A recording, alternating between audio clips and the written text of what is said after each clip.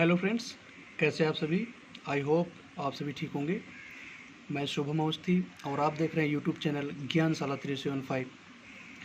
Friends, आज हम लोग ओशिनोग्राफी में पढ़ेंगे डिवीज़न ऑफ ओशन, महासागरों का विभाजन।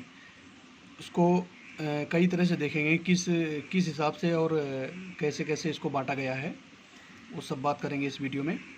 तो बने रहें वीडियो के लास्ट तक। अगर वीडियो आपको अच्छा लगता है, आपको हेल्पफुल लगता है, आपके लिए हेल्पफुल लगता है, तो इसको ज़्यादा से ज़्यादा शेयर करें, जिससे ज़्यादा लोगों का फ़ायदा हो सके। और मेरे चैनल को सब्सक्राइब ज़रूर करें। तो चलिए बात करते हैं आज के वीडियो के बारे में। आज हम देखते हैं कि डिवीज़न कैसे करते हैं ओशन का, महासागरों का विभाजन कैसे होता है। सबसे पहले देखते हैं अकॉर्डिंग टू लाइट, प्रकाश के अकॉर्डिंग, प्रकाश के अनुसार, जो सनलाइट होती है उसके अनुसार इसका विभाजन कैसे होता है। तो प्रकाश के हिसाब से इसका विभाजन 3 क्षेत्रों में किया जाता है। पहला होता है फोटिक जोन, दूसरा होता है डायफोटिक जोन और तीसरा होता है अफोटिक जोन। ठीक है, फोटिक जोन मतलब प्रकाशीय क्षेत्र, डायफोटिक जोन मतलब होता है मध्यवर्ती या निम्न प्रकाश क्षेत्र, और अफोटिक जोन मीन्स होता है अप्रकाशीय क्षेत्र। देखिए, इनके नाम से ही पता चलता है कि मतलब ये थोड़ा आइडिया लगाया जा सकता है कि ये क्षेत्र कैसा होगा। प्रकाशीय क्षेत्र मतलब यहाँ पर सनलाइट आसानी से पहुँचती होगी। डायफोटिक जोन, इसमें मतलब क्या, सनलाइट क्या होगी, थोड़ा कम पहुँचती होगी। और एफोटिक जोन जो होगा उसमें सनलाइट नहीं पहुँचती होगी। ठीक है, तो आइए इनके बारे में डिटेल से पढ़ते हैं। सबसे पहले देखते हैं फोटिक जोन, ये क्या होता है। ठीक है, देखिए जो फोटिक जोन होता है, प्रकाशीय क्षेत्र, यहाँ पर क्या होती है, सनलाइट आसानी से पहुँचती है।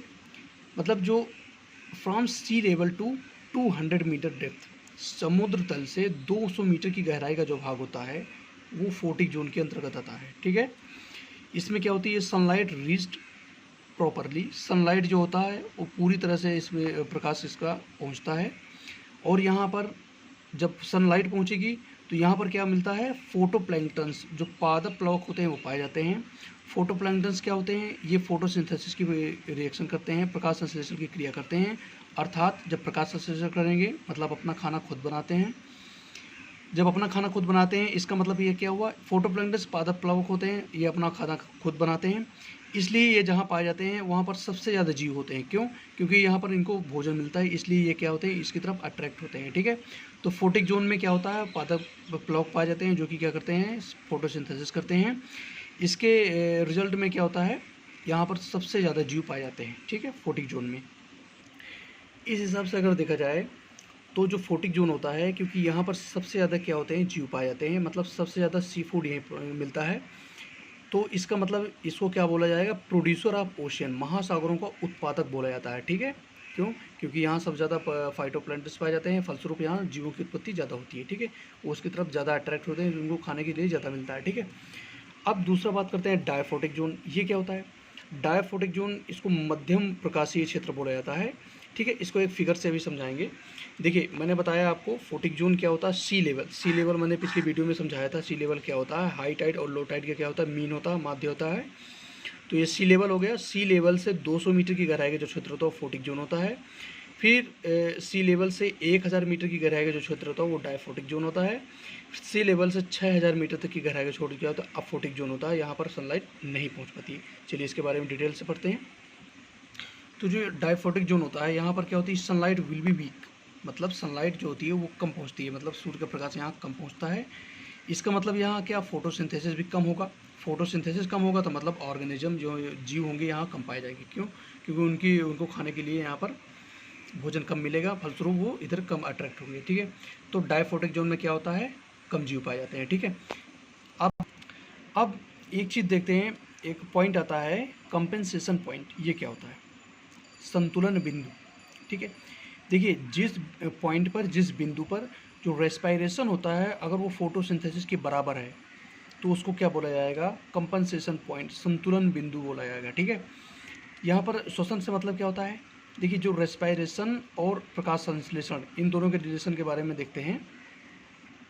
देखिए ये सीपी तो आप समझ गए होंगे, जहाँ पर क्या होता है, रेस्पायरेशन इक्वल टू क्या होता है, प्रकाश संश्लेषण के, फोटोसिंथेसिस के। ठीक है, श्वसन मतलब प्रकाश संश्लेषण के बराबर होता है। मतलब यहाँ पर जितने भी फाइटोप्लैंक्टन्स होंगे उसी के रेशियो में क्या होगा, यहाँ पर जीव पाए जाएंगे। और उनको, जब जीवों को पर्याप्त मात्रा में भोजन मिलेगा, पर्याप्त मात्रा में ऑक्सीजन मिलेगी, क्योंकि ये ऑक्सीजन प्रोड्यूसर होते हैं, फोटोसिंथेसिस करेंगे, ऑक्सीजन मिलेगी।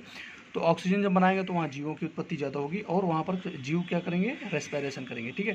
तो वो पॉइंट क्या होता है, संतुलन बिंदु बोला जाता है, ठीक है। लेकिन इसके 2 पॉइंट्स होते हैं, इसको देखते हैं। अगर फोटोसिंथेसिस ज़्यादा हो रहा है और रेस्पिरेशन कम हो रहा है, ठीक है, इसका मतलब क्या होगा, सीपी के ऊपर का भाग, मतलब कंपेंसेशन जो पॉइंट होगा उसके ऊपर का भाग कहा जाएगा। क्यों? क्योंकि यहाँ फोटोसिंथेसिस मतलब मैंने अभी बताया कि जो फोटिक जोन के अंतर्गत आ जाएगा और यहाँ पर क्या फाइटोप्लैंक्टन ज़्यादा पाए जाएंगे, फलस्वरूप यहाँ क्या होगा, फोटोसिंथेसिस ज़्यादा होगा। फोटोसिंथेसिस ज़्यादा होगा मतलब यहाँ ऑक्सीजन ज़्यादा बनेगी, ऑक्सीजन ज़्यादा बनेगी मतलब जीव तो आएंगे, लेकिन उनमें क्या जीव अट्रैक्ट ज़्यादा होंगे, जीव ज़्यादा पाए जाएंगे। फलस्वरूप यहाँ क्या, रेस्पिरेशन उसकी अपेक्षा क्या होता है, कम होता है। मतलब ये क्या होगा, सीपी के ऊपर की बात हो रही है और यहाँ जीव ज़्यादा पाए जाएंगे, ठीक है।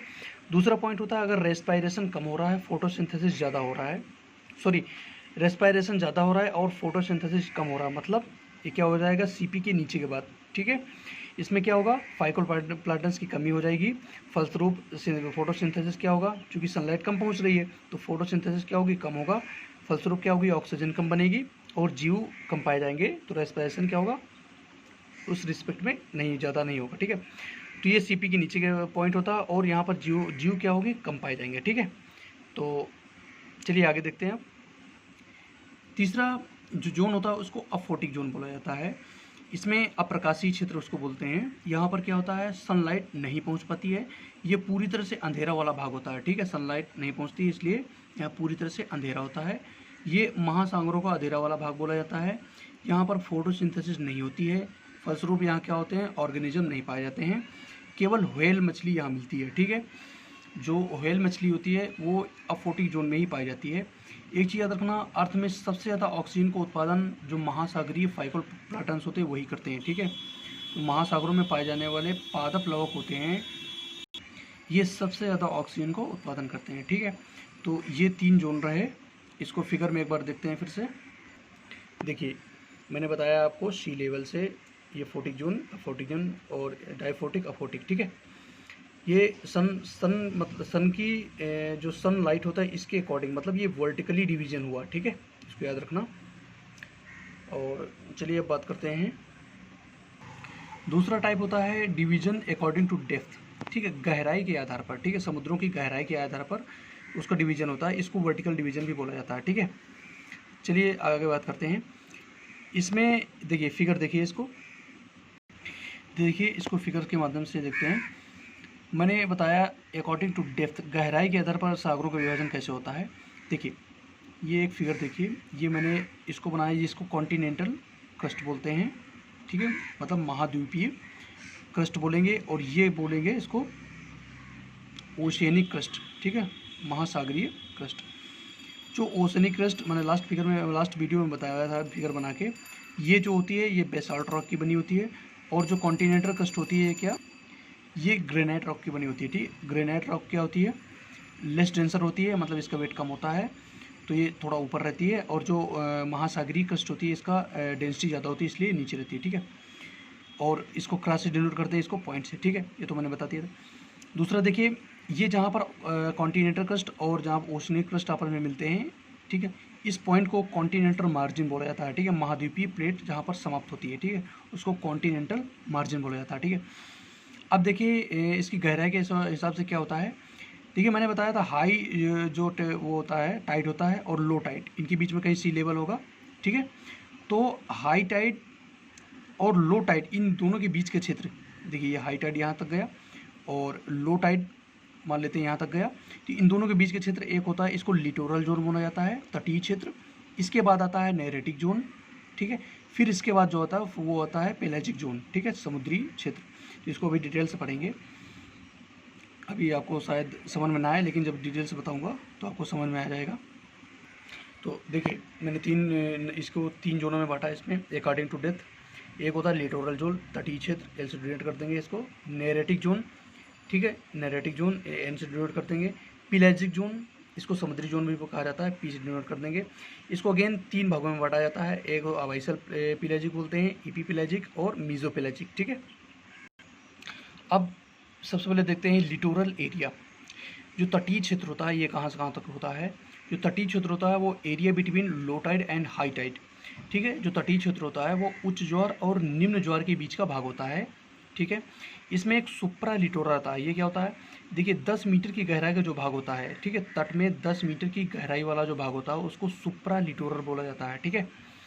दूसरा, ये जो लिटोरल एरिया होता है यहाँ पर क्या होते हैं, सैंडी बीचेस पाए जाते हैं। सैंडी बीचेस का इनका निर्माण होता है यहाँ पर, चूँकि समुद्र तट रहता है, ठीक है। तो यहाँ पर क्या होता है, बालू से निर्मित पुलिन तट पाए जाते हैं। दूसरा, एम्फीबियंस आर फाउंड। यहाँ पर क्या होते हैं, उभयचर जीव पाए जाते हैं। देखिए जो सुप्रा लिटोरल होता है इसमें केवल हाई टाइड आता है, ठीक है, क्योंकि 10 मीटर की गहराई वाला भाग होता है, ठीक है। तो शुरुआत का जो 10 मीटर का भाग होता है वहाँ पर हाई टाइड ही पहुँचता है, ठीक है। इसलिए सुप्रा लिटोरल में क्या होता है, हाई टाइड आता है। और ये महाद्वीपीय मग्न तट का भाग होता है। और इसके बनने का कारण क्या होता है वो देख लेते हैं। देखिए इसके बनने के कारण कई कारण हो सकते हैं। सबसे पहला कारण होता है वेव इरोजन, तरंग के अपरदन के कारण, अवसाद के जमने से और प्लेटों के विवर्तनिक घटनाओं के कारण, ठीक है। तरंग के जमने से देख लेते कैसे होता है।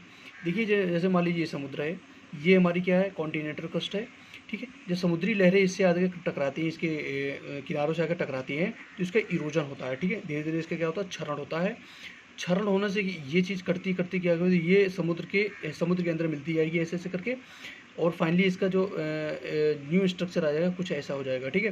तो ये जो 10 मीटर का भाग होता है शुरुआत से, इसको क्या बोला जाता है, सुप्रा लिटोरल इसको बोला जाता है, ठीक है। तो ऐसे इसका निर्माण हो सकता है।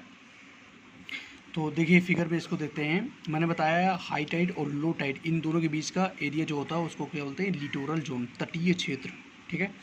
देखिए ये मान लेते हैं लो टाइड यहाँ तक रहता है और हाई टाइड यहाँ रहता है। इसके बीच का एरिया जहाँ पर ये भी एरिया होता है इसको क्या बोलते हैं, लिटोरल जोन।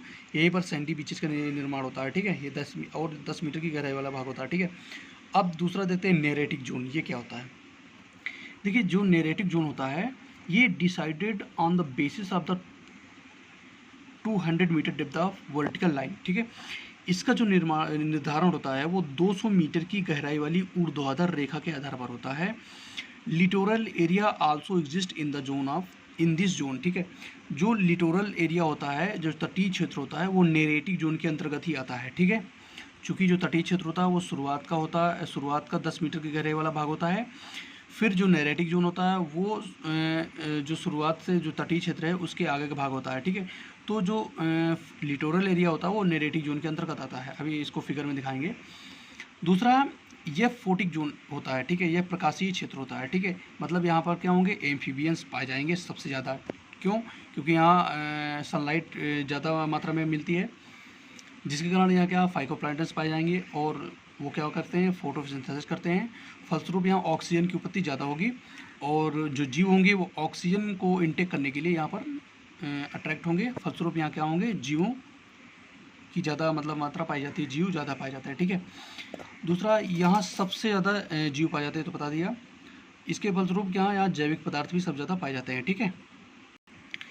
फिर देखिए जो नेरेटिक जोन होता है इसमें दोनों प्रकार के अवसाद, कौन कौन से, कॉन्टिनेंटल सेडिमेंट महाद्वीपीय अवसाद और दूसरा ओशियनिक सेडिमेंट महासागरीय अवसाद, ये दोनों प्रकार के अवसाद पाए जाते हैं इस एरिया में, ठीक है। अब देखते हैं ये कैसे दोनों प्रकार के कैसे यहाँ पर आ जाते हैं, कैसे पाए जाते हैं वो देखते हैं, ठीक है। मान लेते हैं मैंने थोड़ा स्ट्रक्चर इसको ड्रा किया है। ये मान लेते हैं वो ये हमारे कॉन्टिनेंटल क्रस्ट है, ठीक है। ये सागर वाला भाग इधर, तो यहाँ पेड़ पौधे से बना दिया, ठीक है। जो सागर का जो सागरीय लहरें होती हैं, ये मान लेते हैं इधर सागर गहरा वाला भाग है। यहाँ से जो लहरें स्टार्ट होती हैं तो शुरुआत में लहरों का क्या जो साइज होता है वो छोटा होता है, ठीक है। तो जैसे जैसे ये आगे बढ़ती है इनका क्या होता है, आकार बढ़ता जाता है। क्यों इनका आकार बढ़ता जाता है वो देख लेते हैं। देखिए जब यहाँ से समुद्री लहरें चलती हैं तो उनके साथ जो महासागरीय अवसाद होता है वो भी लहरों के साथ चलता है, ठीक है। एक चीज़ देखना, लहरें ऐसे समांतर नहीं चलती हैं, ये एक दोलनी गति करती है, घूमती हुई ऐसे चलती हैं। कभी आप समुद्र के किनारे जाना तो देखना ये दोलनी गति करती हुई ऐसे चलती हैं, ठीक है। तो ये दोलनी गति के साथ साथ जब चलती हैं तो इनके साथ जो महाद्वीपीय अवसाद होता है उसके जो छोटे छोटे पार्टिकल्स होते हैं ये इन लहरों के साथ आगे बढ़ते जाते हैं, ठीक है। और देखिए यहाँ से यहाँ पर तो इस वेव के लिए क्या है, ज़्यादा एरिया है, इसलिए ये क्या होती है, इसका आकार छोटा होता है। लेकिन जैसे जैसे ये आगे बढ़ती जाती है देखिए आकार इसका एरिया क्या छोटा हो जाता है, छोटा होता जाता है। फलस्वरूप क्या होती है, ये जो लहरें होती हैं इनका आकार क्या बढ़ता जाता है, बड़ा होता जाता है, ठीक है। दूसरा, जब ये आगे बढ़ती हैं धुंधली गर्द करती हुई, तो यह तटों के किनारे पहुँचते पहुँचते इनका क्या हो जाता है, ये चूँकि यहाँ पर इनको क्या पर्याप्त एरिया नहीं मिल पाता, फलस्वरूप ये क्या करती हैं, एक दूसरे के ऊपर चढ़ना स्टार्ट कर देती हैं। जब ये किनारे पहुँचती हैं तो इनका आकार बहुत बड़ा हो जाता है, ज़्यादा बड़ा हो जाता है, ठीक है। ये जब ज़्यादा बड़ा हो जाता है तो थोड़ा ऊपर से मतलब ये बड़े आकार के साथ ये क्या करती है, तट के साथ टकराती हैं। तो जब तट के टकराती हैं तट के पास, तो उसको बोला जाता है ब्रेकर ऑफ वेव्स, तरंगों का विनाश बोला जाता है, ठीक है। मतलब यहाँ क्या होता है, जो समुद्री तरंगे होते हैं वो क्या होती हैं, इनका विनाश हो जाता है, मतलब ये टूट जाती हैं।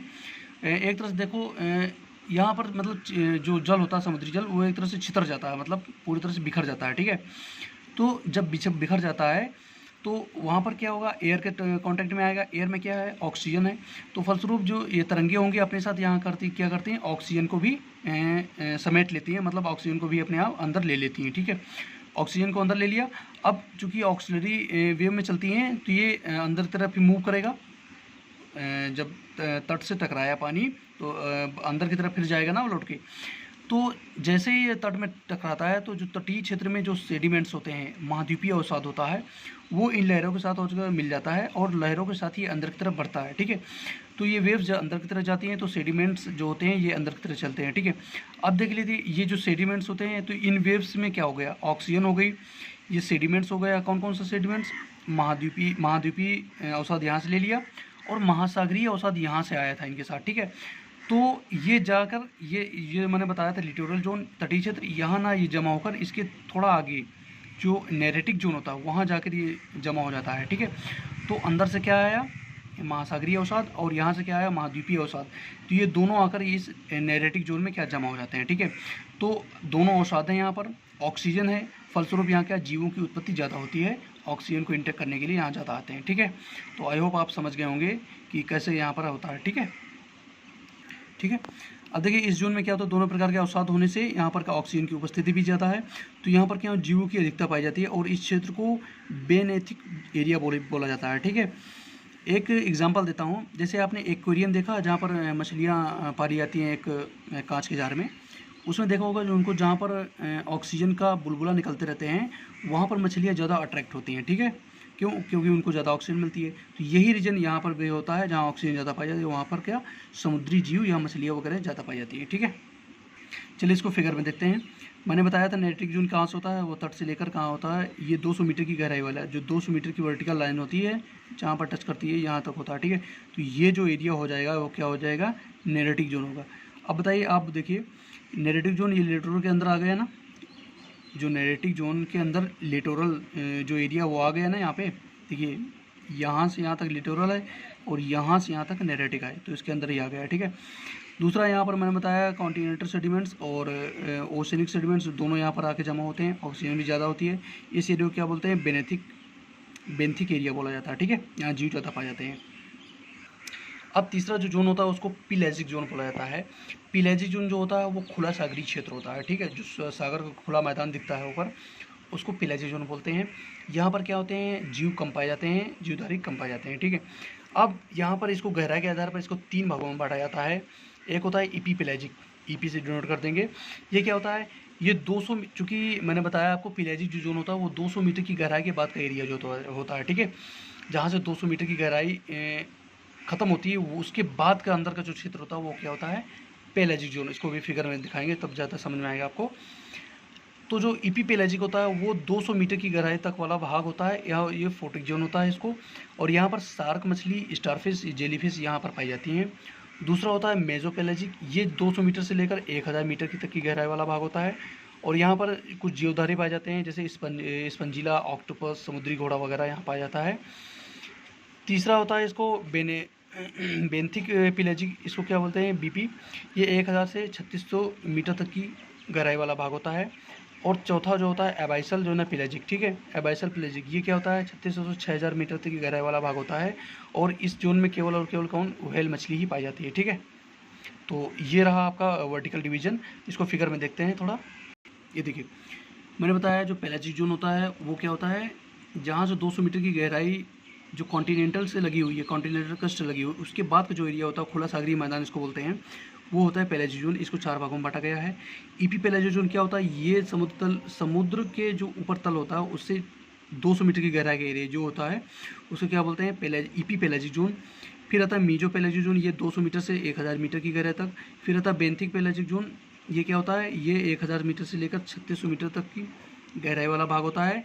फिर जो एपी पेलाजिक जोन होता है, जो एबेस्पल प्लेन होता है, पेलाजिक जोन होता है, वो 3600 मीटर से लेकर 6000 मीटर तक की गहराई वाला भाग होता है, सबसे निचला भाग होता है। ठीक है, यहाँ पर केवल और केवल व्हेल मछली पाई जाती है, क्योंकि यहाँ सनलाइट नहीं जाती और अंधेरा वाला भाग होता है। ठीक है, तो आई होप आपको समझ में आ गया होगा।